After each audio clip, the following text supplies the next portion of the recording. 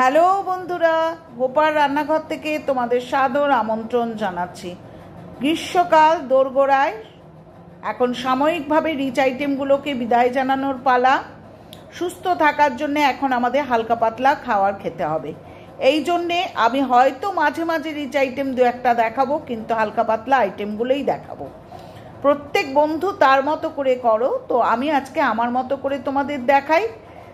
আর নতুন রাঁধুনিরা আমার চ্যানেলটা চালিয়ে দিয়ে কিন্তু তোমাদের উপকার হবে, অর্থাৎ তোমরা তোমাদের মতো আইটেমগুলো দেখতে পারবে।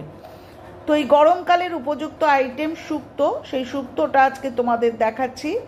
তো আজকে আমি কিন্তু অনুষ্ঠান বাড়ির শুক্তো করছি না, অনুষ্ঠান বাড়ির শুক্তো কিন্তু আমার প্লে লিস্টে আছে, সেখান থেকে দেখে নিও। আজকে করছি দৈনন্দিন শুক্তো। এটা আমি বড়ির বদলে বড়া দিয়ে করব, অর্থাৎ ছোলার ডালকে ভিজিয়ে রেখেছি 3-4 ঘন্টা, জল ঝরিয়ে ছোলার ডালটা কিন্তু মিক্সিতে পেস্ট করে নিয়েছি। এরপর নুন, হলুদ এবং মিষ্টি দিয়ে ছোলার ডালের বড়াটা কড়াইতে 3 চামচ সর্ষের তেল দিয়ে বড়ার আকারে গড়ে এপিট ওপিট করে লাল লাল করে কিন্তু আমি ছোলার ডালের বড়াগুলোকে তৈরি করে নিলাম। বন্ধুরা, এক্ষেত্রে কিন্তু ছোলার ডাল ব্যবহার না করে মটর ডালের বড়াও করে নিতে পারো। আমি বড়ির বদলে বড়া দিয়ে আজকে করব, খুব সুন্দর খেতে লাগে, একবার ট্রাই করো। এরপর অবশিষ্ট তেলের মধ্যে উচ্ছে বা করলাটাকে নুন হলুদ মাখিয়ে কিন্তু ভেজে নিচ্ছি। তার কারণ হচ্ছে তাহলে কিন্তু শুক্তোটা ততটা তেতো লাগে না। এখানে একটা মশলা করে নিচ্ছি, যে মশলাটার জন্য আমি নিচ্ছি 1 চামচ রাঁধুনি, 1/2 চামচ মেথি এবং 1/2 চামচ সর্ষে, কালো সর্ষে।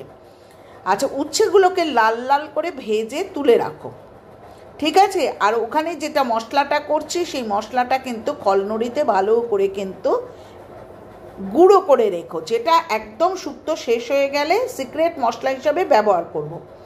করলা বা উচ্ছেগুলো লাল লাল করে ভেজে তুলে রেখেছি। এরপর অবশিষ্ট তেলে নুন হলুদ মাখানো বেগুনগুলো ভেজে তুলে রাখলাম।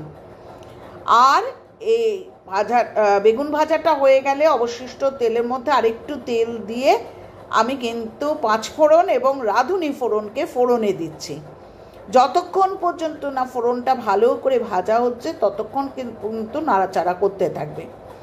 এরপর সবজিগুলো দিয়ে দিচ্ছি। সবজির মধ্যে আমি দিয়েছি আলু, পটল, কাঁচকলা, পেঁপে, আগেই বেগুন ভেজে রেখেছি, করলা ভেজে রেখেছি, সজনের ডাঁটা। বন্ধুরা, এখানে তোমরা অনেক সবজি ব্যবহার করতে পারো, মিষ্টি আলু, বরবটি, এই ধরনের সবজিগুলোও তোমরা ইউজ করতে পারো। তো এরপর ভালো করে আমি সবজিটা ভেজে নিচ্ছি। সবজিটা ভালো করে ভাজার পর যখন দেখবে কালারটা চেঞ্জ হয়ে আসছে, তখন কিন্তু যে যার সবজির পরিমাণ অনুযায়ী কিন্তু নুনটা ব্যবহার করবে। আমি এখানে 1 চামচ নুন দিয়েছি। বন্ধুরা, আগে তোমাদের সজনের ফুল দেখিয়েছি, তো দেখো সজনের ডাঁটাগুলো কিন্তু আমাদেরই গাছের, হ্যাঁ, একদম কচি টাটকা ডাঁটা।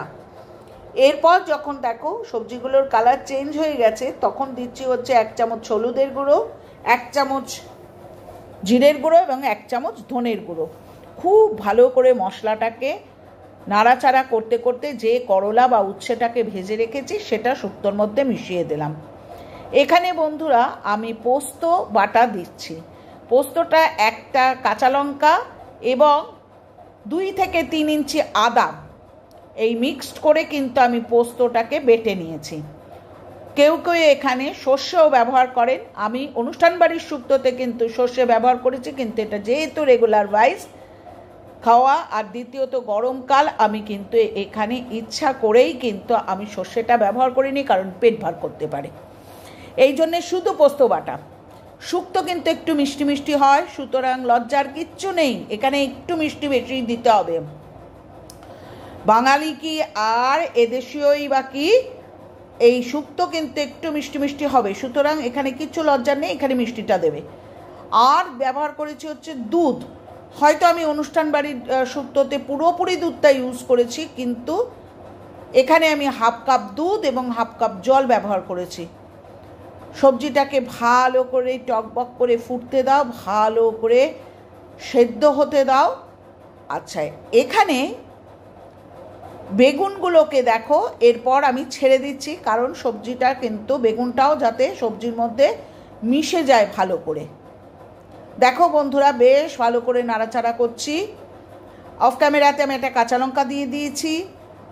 আর এরপর দেব হচ্ছে যেই ছোলার ডালের বড়াগুলোকে আমি ভেজে রেখেছি, যখন টকবক করে সবজিটা ফুটছে অর্থাৎ হয়ে গেছে, সেই সময় আমি ছোলার ডালের বড়াগুলো দিয়ে দেব। বড়ি তো অনেকেই দিয়েছো, সবাই দাও। এটা ছোলার ডালের বদলে মটর ডালের বড়াও করে দিতে পারো। দেখো একবার বড়া দিয়ে খেয়ে দেখো, যখন তুলতুল করবে বড়াগুলো, রস ঝোল ঢুকে যখন বড়াগুলো নরম তুলতুল করবে, কি ভালো কি অপূর্ব খেতে লাগে। যাই হোক, এইভাবে বড়াগুলোকেও ঝোলের মধ্যে ভালো করে মিশতে দিলে যখন হয়ে গেল মোটামুটি, তখন অফ ক্যামেরাতে 1 চামচ ঘি দিয়েছি। আর যে মশলাটা ভেজে রেখেছিলাম অর্থাৎ রাঁধুনি, সর্ষে এবং মেথি, সেই মশলা ভাজার গুঁড়োটা দিয়ে দিচ্ছি। হয়ে গেল। 2টো বাটিতে তুলে রেখেছি, একটা গোল বাটি, একটা দেখো এই রকম ওভাল শেপের বাটিতে তুলে রেখেছি।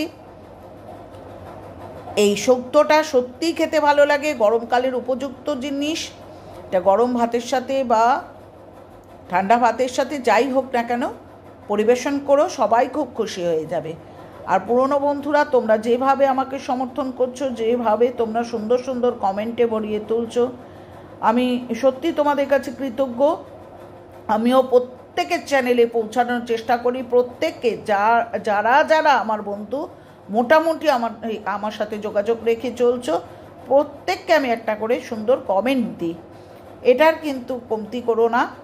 আর নতুন বন্ধুরা, তোমরাও ঠিক একইভাবে প্রত্যেককেই চ্যানেলটা সাবস্ক্রাইব করো, লাইক করো, কমেন্ট করো আর শেয়ার করো। হয়তো ভাবছো যে আমার কমেন্টের আর কি মূল্য, একটা নাইস বা বিউটিফুল বলে ছেড়ে দিই। না গো, তোমাদের ওই সুন্দর কমেন্টগুলোই আমাদের মোটিভেট করে পরের দিন একটা সুন্দর আইটেম করার ক্ষেত্রে, নাহলে কিন্তু ইচ্ছা হারিয়ে যায়।